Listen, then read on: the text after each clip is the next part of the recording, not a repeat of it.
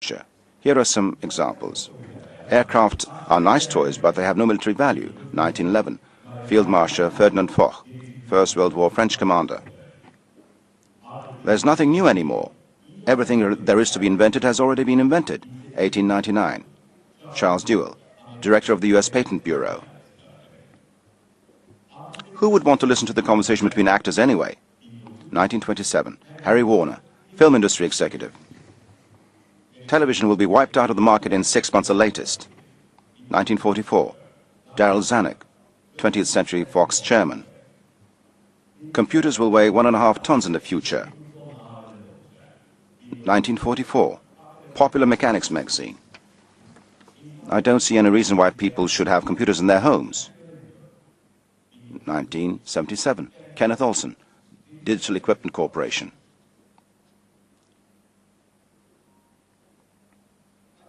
But there are examples completely opposite to these.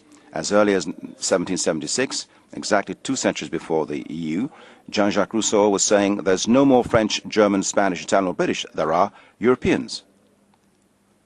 British writer Herbert George Wells, lecturing at the London Royal Institute on 24 January 1902, was explaining the need for 1724 news service. He was talking about the idea of an encyclopedia that would function as the brain of the world, and thousands of people who will prepare it. In other words, he was talking about CNN and Wikipedia. The futurists of today are saying that the economy based on computers, telecommunication and information has passed over its zenith, and that in 2030 new peaks will be hit in genetic engineering and biotechnology, while 2090 will see nanotechnology at its pinnacle. Those who oppose them jokingly say economists correctly predicted 9 of the past crises. The present stagnation in the US and the shrinkage in Europe in the face of growth in Asia makes the Pacific the #1 power after 150 years. Since the 12th century, richness was always in the East, while power was in the West. No one could stand in the face of the market economy and democracy. Commercial freedoms promoting political freedom throughout the world has been transforming the market and democracy for 8 centuries. Now, let's draw a sketch of the future with our existing knowledge. Everything will start with the complete chaos that will be created by demographics. In 2050, the world's population will reach 9.5 billion and life expectation will be 100 years. As the increase in birth rates will decrease, the population will be an aged one.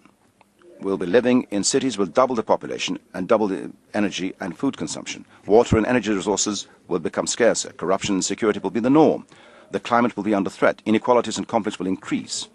In 2035, as a result of these conflicts, and in the middle of an ecological crisis in the US, which will burn out financially and politically, as all empires before it have done, will give up ruling the world. Remember the cause of the crisis in Asia in the 90s, the crisis in Latin America in 2000, was the borrowing requirement of the US reaching $700, $800 billion annually, falling tax revenues and diminishing savings. And the world will be a multipolar world ruled by a dozen or so regional powers. As a result, agriculture will be industrialized, hundreds of millions of people will migrate to cities, production will shift to cheap labor, innovation will increase continuously. Shareholders will be ever more capricious, while executives will be held accountable on shorter terms. Employees will change homes every 5 years, and they will have moved to a distance of 8 kilometers from the city center in 10 years, and 40 kilometers in 20 years. New jobs providing for the logistics of these new commuters will emerge. The middle class will spend its income on services such as education, health, and security. There'll be 2 prime mover industries in the world economy: insurance and entertainment. Insurance to fend yourself against world affairs, and entertainment to forget them.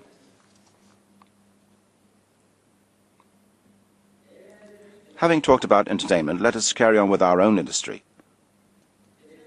Last year, I had told you that we would be moving from the command and control model to the connect and collaborate model. In this new model, mobile gadgets and devices will be simpler and lighter. It is envisaged that before 2030, everyone will access information sources free of charge through mobile and fixed lines thanks to ASDPA, Vibro, Wi-Fi and WiMAX technologies.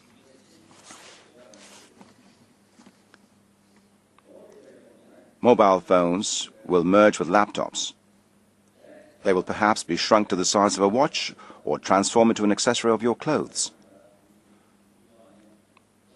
The mobile phone will function as a calendar, computer, music source, library, radio, TV, identity card, credit card, and key holder. Television will be different and personalized. Less time will be spent on mass media channels. Television will be watched from mobile platforms for live broadcasts. Content providers, editors, musicians, filmmakers, writers, designers will not be able to claim unlimited rights over their products or encoding systems. Printed press will become virtual before 2030. Daily press will be providing and receiving services in real time thanks to the cooperation of its readers. As we read books in 3 dimensions from paper-thin screens, we will be able to hear sounds and smell the aromas and simulate scenes. We will be able to watch conferences, theatre and sports events in 3D as well.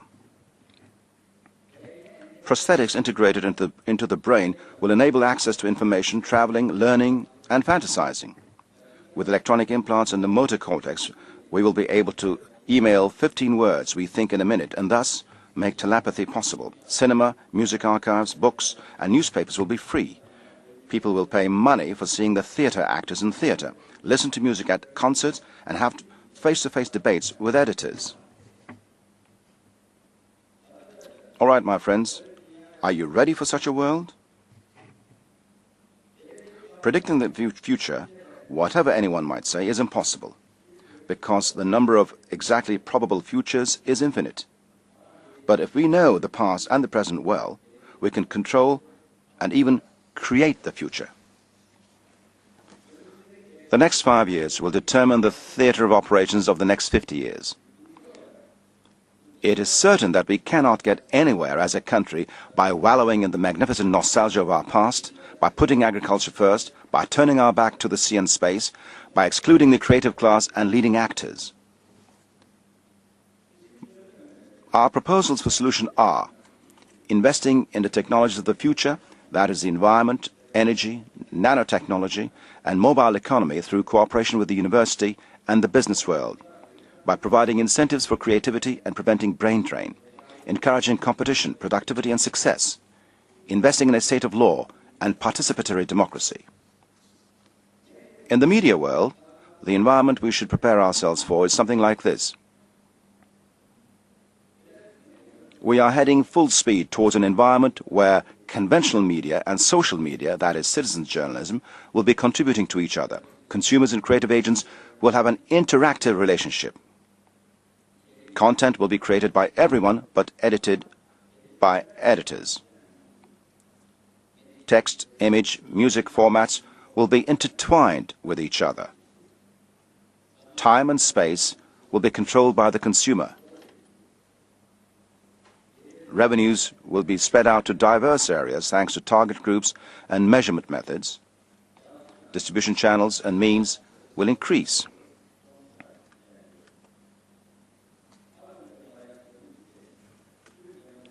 What we need to consider in light of the demographic, economic, social and cultural and political expectations I shared with you is that our existing knowledge is doubled every 4 years, while in 2030 it will double every 2.5 months. Our really scarce source is time.